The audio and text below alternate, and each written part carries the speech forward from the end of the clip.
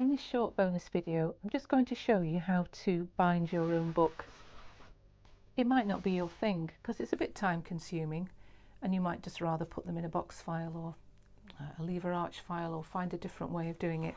But it's quite an easy way to bind, and it's the same on the front as the back.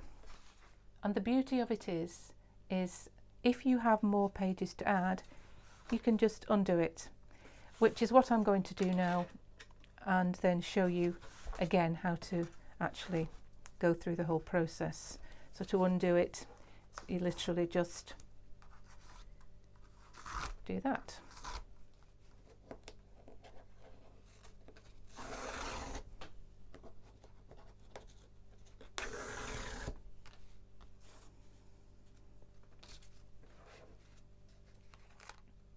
The first thing to do is to actually measure all your sheets.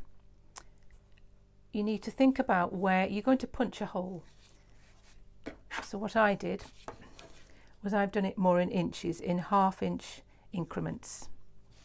So you need to measure equally spaced dots so that you can actually punch them. Now the thing that I didn't do the first time was then I actually just drew a line there that I knew where to do it. But then I had to rub it out because what I didn't realise, so you need a hole punch, and I've taken the back bit off because you need to see where the centre is. Can you see on there? That little dot in there? But it depends on your hole punch. Originally my dot was way down here, but my hole punch won't go that far. So that's your restriction. So when I looked at where that dot would be, that is more like a centimetre.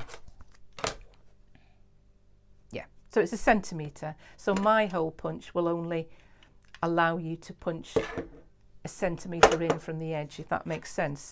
And then you could just draw yourself a line for that centimetre. So you could measure at one end, a centimetre, measure at the other, and then draw a line like that. And then with your ruler, measure off your increments so I know where they are, and put a dot for each one. So this is where it can be a little bit painstaking and laborious, but if you do them as you go along, rather than waiting until you've got lots, then it's not too bad. And if you do them, as you finish your sheet, punch the holes in it, and then when you're ready to bind your book, then it's already ready. Now what you do have to watch, I've done this as well, I make all the mistakes, is if while you're punching that, just be careful what the other hole's doing. Can you see at the back? So keep that well away, otherwise it'll punch another hole. So I'm keeping that back one out of the way, and I'm just using the front one to punch these holes. I do hope that makes sense. And then you've got like these little bits that look like frog spawn. Let's move those out of the way. Okay, and then you can stack all your pages on the top. So as I said, this is one I've already got, but I'll talk to you about this in a minute. I will just take this one out. So I'm going to pop my sheet in here with the others.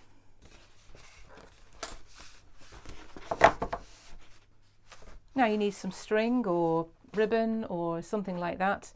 I've used like a cord. And you need to thread both ends. Now if you've not got needles big enough to, with an eye big enough there, then you can use a paper clip or a hair grip or a bit of wire. But what I suggest is that you have two different ones, because you need to know which end is which, as you'll see in a minute. Okay. And then from the back, you come up through these holes here. Now then, it's important to get the right length. What you need, I've already put a mark there so that I know, is this top one, which is not going to do a lot of work. It's just basically going to go through the back, up the front, through the back, up the front. And this one needs to be longer because this one's going to be doing the stitching over the top. So the front one, this is why it's a good idea to have 2 different needles or something so that you know which is which, needs to be longer than the whole side. So I don't know, 1¼ time length really than the width of your paper. And the back one, I'd say make it 2½ to 3 times, 3 times if you want to be sure, the length. So that's 1, 2, 3. So you've got one at the back that's 3 times the width, and the one at the front is 1¼ to 1½. And then you can start. The first thing you need to do is to take the one at the back round the top edge there and take it from the front through to the back. This is a bit difficult to get through, but it does do it.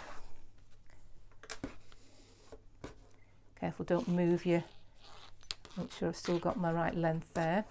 Keep the front one still so that you've got a bit that goes around the top edge there. And then using the same one again, you need to take it from the back over the top and then from front to back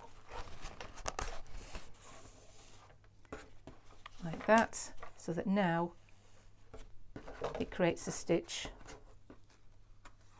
along the top edge. So you've got one going over the side edge here and this one going over the top, and you've got your short one coming through to the front and your long one going through to the back.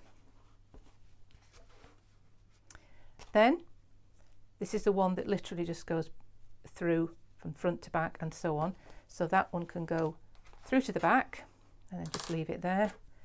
And then this one goes from back to front. And you do that on every hole.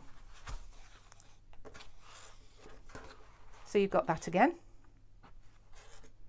But this one needs to go over the top to create this top stitch, and then from the back through again.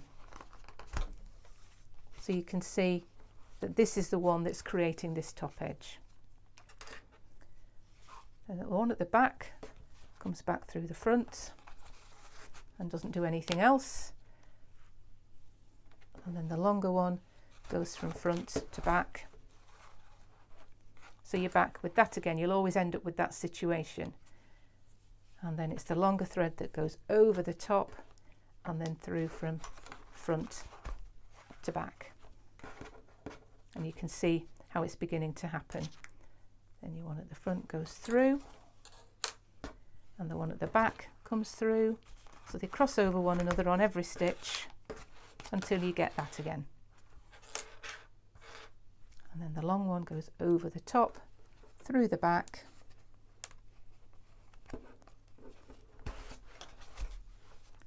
and creating that stitch. I'll just do a few more before I speed up the video. From front to back, from back to front, and then the long one going over the top, back through like that. So let's just do one more. The short one goes from front to back, the long one goes from back to front, and then this long one goes back over the top to create the stitch and up through the back here.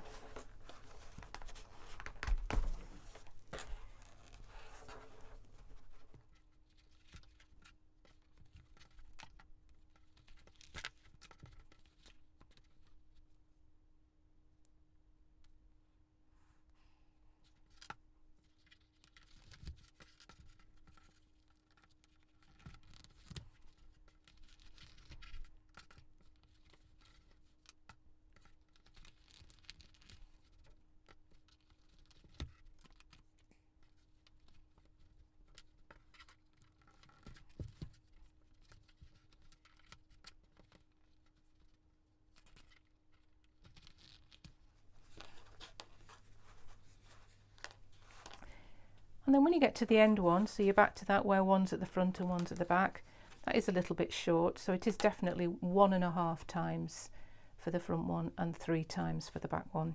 Could just have done with a little bit more. All you need to do then is with this longer one, go through again to create that top edge stitch here, then bring it round, take these off, and then just create a bow. I wouldn't knot it. I say it's just a little bit small, but I wouldn't knot it because you might want to undo it again. And that's basically it. So if you fancy having a go at that, that's how you do it. Very simple bookbinding.